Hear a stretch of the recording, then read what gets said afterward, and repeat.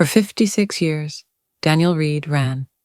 He ran from failure, from weakness, from the silence that waited behind every success. He thought movement meant meaning, and speed meant strength. He was wrong. Part 1. The chase. Daniel wasn't always like this. Once, he'd been a dreamer. A boy who loved to draw the shape of clouds, not the numbers in spreadsheets. But life has a way of trading crayons for calculators. And the world teaches us quickly, dreams don't pay bills. So Daniel learned to run. He ran through college with honors, through sleepless nights building a career, through promotions, through deadlines, through the applause that always faded faster than it came. People said he was unstoppable. But what they didn't know was this. He was terrified of stopping. Because when Daniel stopped, he could hear the echo. That quiet voice that whispered, "You're building everything, except yourself." Every morning, Daniel's world began the same. 6 a.m. alarm, coffee, emails, meetings, a blur of progress that never felt like peace. He had everything people said should make a man happy. A house that looked like success, a car that purred like pride, and an empty side of the bed that never asked questions. But silence became his enemy, because silence made him remember. Part 2. The mirror moment.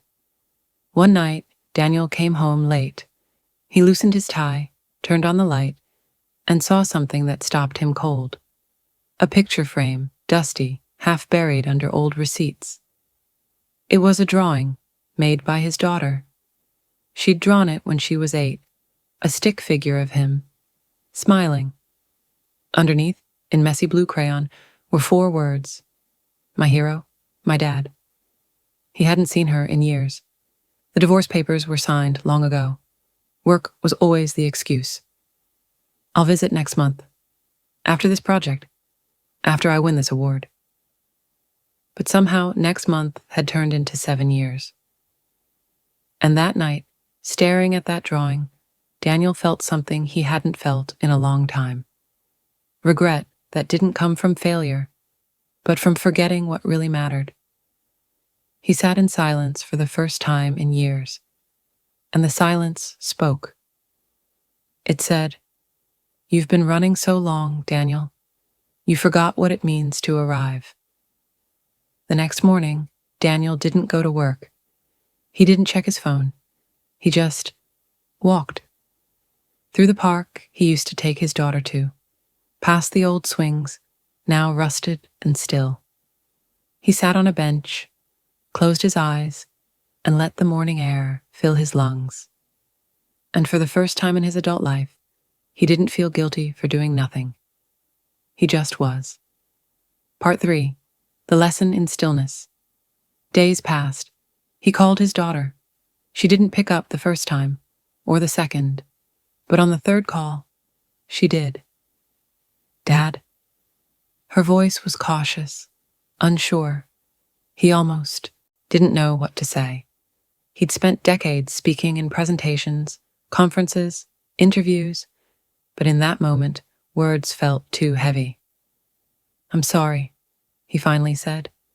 I miss you." There was silence, and then, through the crackle of the phone line, "I miss you too." Daniel visited her a week later. The drive was long, quiet. He rehearsed 1,000 conversations in his mind, but when he saw her standing there, grown, confident, beautiful, he forgot them all. She smiled, he smiled, and suddenly, the years between them dissolved. "Daughter, you look tired." "Daniel, I think I finally am." "Daughter, that's not a bad thing, Dad." They talked for hours about her life, her art, the world she'd built without him. And for the first time, Daniel listened, truly listened. That evening, he realized something profound. Love doesn't vanish when you stop chasing. Sometimes it waits patiently, for you to stop running long enough to see it. Part 4. What Silence Teaches. The next months weren't easy. Stillness never is. Daniel faced the truth that he had built his entire identity on movement. He didn't know who he was without goals, without emails, without applause. But life began to change slowly. He started painting again. He cooked. He learned to wake up without an alarm.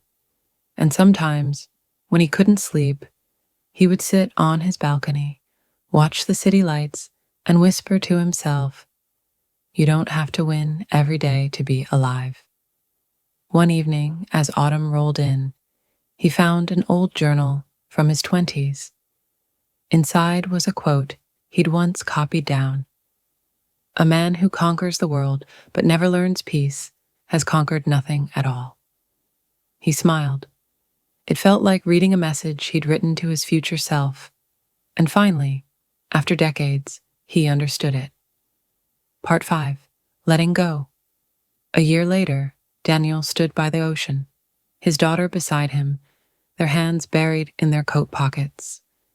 The waves crashed softly against the rocks, endless, timeless. "Do you ever wish you could start over?" she asked. He took a deep breath. "No," he said, "but I wish I'd learned sooner that control isn't strength." She nodded, watching the horizon.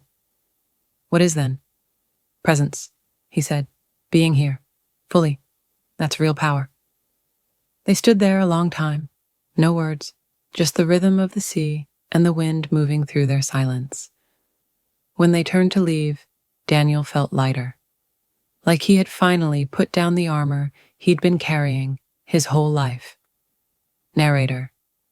You see, peace doesn't come when life stops testing you.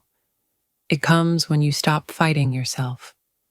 We spend years chasing the next thing, more money, more success, more approval. But in the end, the only thing we ever needed was the courage to stop, to breathe, to listen, to be. Sometimes letting go isn't losing control. It's finally taking it back. Like, share. Subscribe Truth Chapters Studio, because wisdom deserves a voice.